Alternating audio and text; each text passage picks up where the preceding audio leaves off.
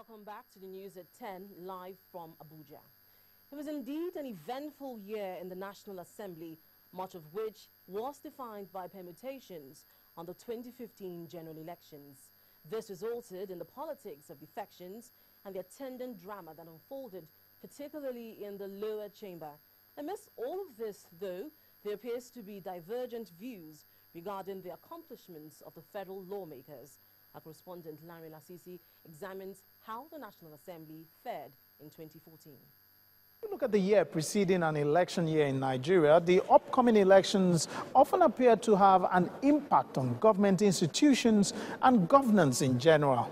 Now, the upcoming elections loomed very large in the National Assembly as federal lawmakers were more concerned with securing their seats in the coming year. The politics of defection reached a climax during the year with the defection of the Speaker of the House of Representatives, Aminu Tambuwal, from the ruling People's Democratic Party to the opposition All Progressive Congress. I wish to hereby formally notify all of you of my membership of the All Progressive Congress. His defection set off a chain of events. First, he was stripped of his security details, and then the PDP and the Speaker engaged in a torrent of court litigations. But none of this shocked Nigerians as much as the incident of November the 20th, 2014. Security officials stormed the National Assembly in an attempt to prevent some lawmakers from gaining access to the chambers of the House of Representatives.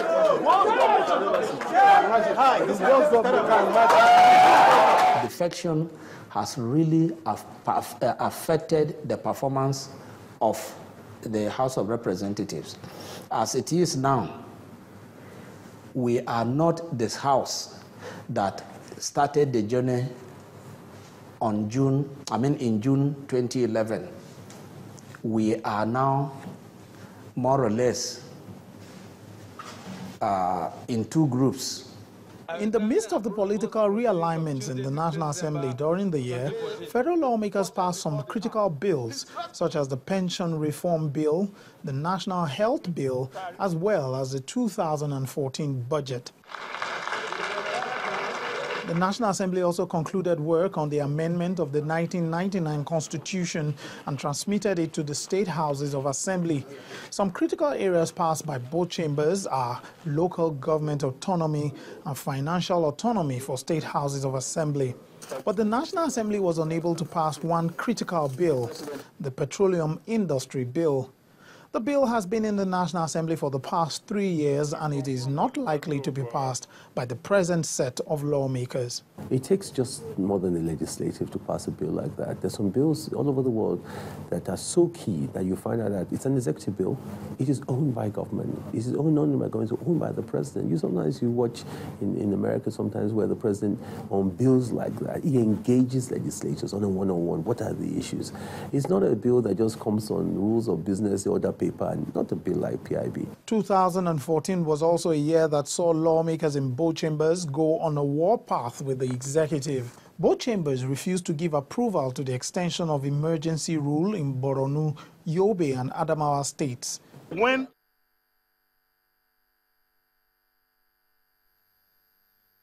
joining us now to discuss further the performance of the National Assembly in 2014 is Dr. Jibrin Ibrahim, the Senior Fellow, Center for Democracy and Development. Thank you, Dr. Jibrin, for joining us on the News at 10. It's a pleasure. Now, how would you assess the performance of the federal legislature in 2014 in terms of lawmaking and oversight in the executive? I think they've performed fairly well. The first is that both houses, the Senate and the House of Representatives, have very mature leadership. Secondly, they've been able to maintain their autonomy from the executive, and that's always an important indicator of the success of a parliament in Africa. Thirdly, in terms of lawmaking, I think they've passed, like your report says, some important bills. The National Health Bill being the most important. The downside is that the Petroleum Industry Bill has still not been passed. It's one of the longest bills waiting in the National Assembly and it's still not been passed. In terms of oversight functions, I think they've done that with a lot of zeal, and one of the key issues there is that it has caused some friction with the executive because, as you are aware, the Minister of Petroleum had to go to court to get the courts to prevent this incessant summons, as she saw it, before the National Assembly to explain her action. I think it's unfortunate that it had to go to court, but I think it's also a reflection of some of the tensions between the legislature and the executive. Now, what kind of National Assembly would you like to see in 2015? We're going to have a new crop of lawmakers coming into the National Assembly. You know, what kind of National Assembly you want to see in terms of the issues of defections and rifts with the executive? What specifically would you want to see come 2015? I think the first point to make is that there has been a lot of defections from one party to another in this National Assembly, the 7th National Assembly. And in a sense, that's unfortunate because it's against the spirit of our laws. However, it reflects a deeper problem, which is the lack of internal democracy within the political parties, which then gets translated into defections in the National Assembly. I'd want to see a new National Assembly where the correspondence between democratic practice within political parties is reflected in the issues that are raised in the National Assembly. Because right now, the executive works on its own, and the National Assembly tends to work on its own. And what's important is that the political party should be the liaison between the two, and so far, the political parties have not been able to play that liaison. I'd want to see that change. Secondly, it would be good if a lot of the legislators return, but that's a pious wish that will not happen, because each legislature, we've seen only about 20% return. Why would you even want them to, why would you want them to return? Because it's very important to build experience in lawmaking. You want lawmakers who don't have to each time learn the tricks of the game, learn what their dossiers are, learn procedures of how to operate. Because what happens is that we lose the first year of each National Assembly as the new legislators are simply trying to learn how to do their work. Well, if we have a majority of all legislators, they can hit the ground running from the first day. So I think in the new National Assembly, I do hope we'll have some strength of experience in terms of some of the returning legislators. But above all, I think a focus on some of the key legislations that have remained a challenge, in particular the petroleum industry bill. All right, thank you very much, Dr. Ibrahim, for joining us on the news at 10. It's a pleasure. And that's all from Abuja. Back to you, Bimbo.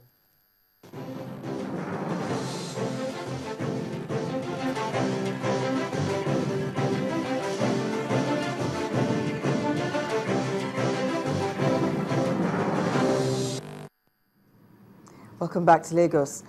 With about 20,000 inhabitants, the Okeodo community in Akure, the Ondo state capital, has been in existence for over 30 years without much to show in terms of development, despite being part of the state capital.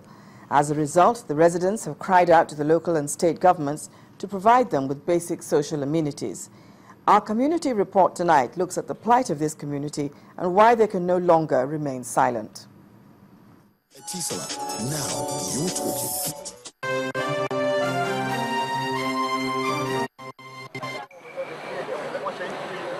This is where we are now, is at the heart of Akure town, not a newly developed area. I repeat, we have been existing for over 30 years.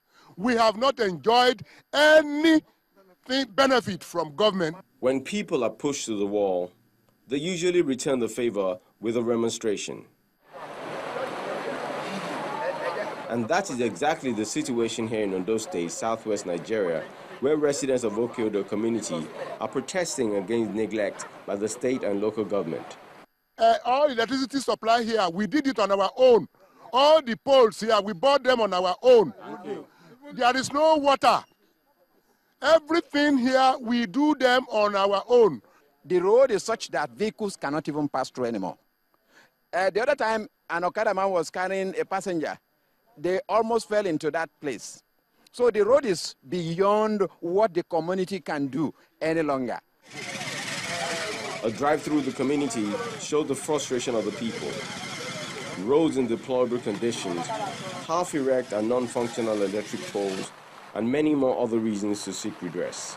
The worst part of it is whenever we are coming back, if it's raining, we don't come around. We have to wait somewhere in the town to make sure that the erosion must have gone down before we could pass, because some vehicle we just hooked up at this place.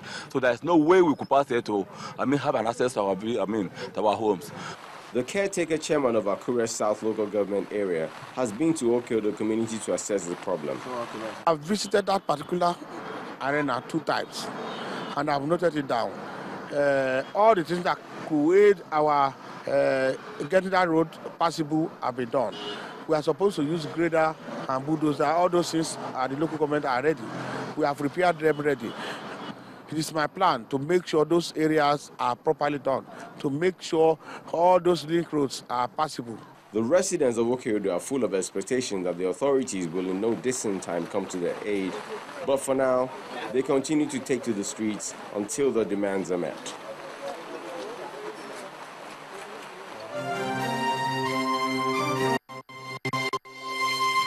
Etisalat, now you're talking. As the year 2014 winds down, organizations and individuals are reviewing how they fared in their different endeavors. For the Lagos State government, it's been a year of ups and downs, and for the last time, the governor speaks to journalists in an end-of-year media parley.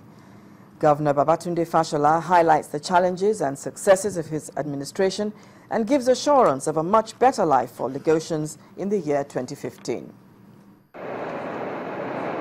The last day of the year 2014, senior journalists and reporters wait at the Lagos Government House conference room for the last press conference by the governor. And then Mr. Babatunde Fashola walks in an attire not common with the Lagos State Chief Executive. With smiles, the governor begins his address by giving an account of his administration's performance in the year 2014. We'll see in terms of physical structures, this year we opened two more of our maternal and child centers.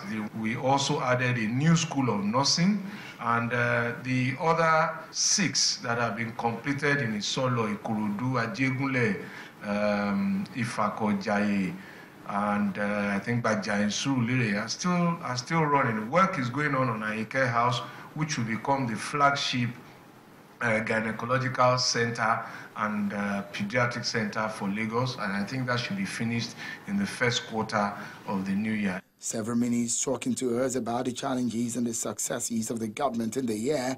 Journalists won't allow him go until he gives more explanations, which leads him into setting an agenda for the new year. And one thing that is unique also about the 2015 budget is also the commitment to welfare of public servants. The governor not only on developmental issues, he also touches on matters relating to Lagos politics and his succession plans. Succession plan, well, I think I am an example of a succession plan. And so a cream of leaders who have public knowledge and public service experience, I imagine. And that's why I was saying about Ambode. He's worked here, he's worked in the local government, he's worked with me directly for 6 years. So he knows how this place functions, and he's not going to be groping on day one. For Governor Fashola and his team, 2014 may not have been smooth, but his record of budget implementation, which is put at over 80%, gives an indication that much more may have been achieved, but for the governor, more could still be achieved. Sheung Okimale, reporting for Channels Television News. First Bank.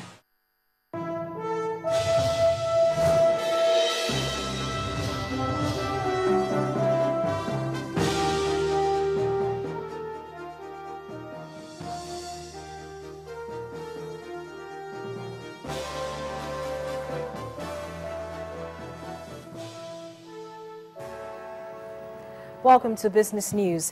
Financial activities across the world ended today. Here in Nigeria, despite the central bank's continued intervention at the interbank forex market, the naira ended the year 13.8% lower at 181 naira 50 kobo from 160 naira 60 kobo recorded at the end of 2013. Analysts say the naira was the third worst performer in Africa in 2014, coming after Ghana's cedi and Zambia's kwacha. Meanwhile, Nigeria's foreign exchange reserves have continued its downward slide, ending the year down by 20.8%. Latest data from the Central Bank of Nigeria's website shows that the reserves fell to $34.52 billion as at December 29th. Now, the Nigerian stock market had a 2.5-hour trading session today to allow stockbrokers prepare for the new year. Well, to commemorate the last trading session for the year, the closing gong was rang by pop singer Dr. Sid. The artist, who also cheered stockbrokers with his music, spoke to Channels Television on the need for fund managers to see the Nigerian entertainment industry as a money spinner. Stuff that's been done from the Bank of Industries to an entertainment trust fund and all these kind of things. What the entertainment industry needs is less talk and more action. Do you understand? We have infrastructure issues, we have distribution issues, and these things can be dealt with the right amount of funding and the right amount of people paying the right attention to solve the problems. Obviously, we need people to start seeing the entertainment industry as a business, as opposed to it being just people who drop out of school and don't have anything else to do but to sing. I mean, to be honest, the beauty about the entertainment industry is that there are various revenue streams. There's sales, there's concerts, there's distribution, there's digital, do you understand? There are royalties. So there are different ways. There's merchandising, do you understand? There are different ways to make, to generate revenue in the entertainment industry. And for the last trading day of the year, key indicators closed south with a modest loss of 0.08%. Only 95 equities were traded today, and there were only 25 gainers to 31 losers. Balaji Akinwale reports.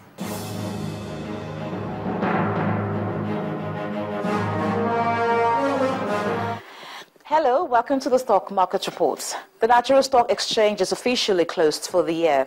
Trading activities closed as early as noon as dealing members got an early start to the New Year celebrations. At the end of the session, improved sentiment towards some market heavyweights did not affect key indicators, which ended on a dull note as the all-share index shared 0.08% to close at 34,657.15. Dangote Cement led the gainers table, adding 7.59 kobo to its share price. It's followed by 7-Up and 40 Oil. On the flip side, there were 31 losers led by Nestle with a 31 naira 25 kobo loss. The top three major contributors to market turnover were Unity Capital, FCMB and Transcorp PLC. When the final closing gong for the year rang, investors had exchanged 233.81 million shares for 4.22 billion naira in 2,775 deals. That's it in the Stock Market Report. I am Bolaji Akinwale.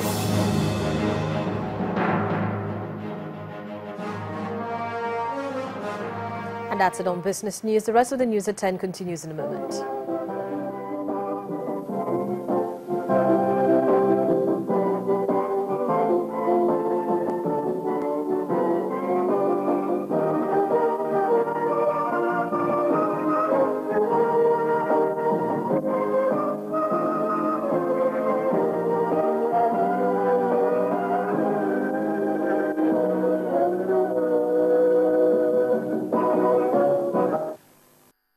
First Bank. Still ahead on the news at 10, as the 2015 African Championship draws near, coach Manu Garba remains confident that his foreign-based players will be available for the tournament. Do stay with us.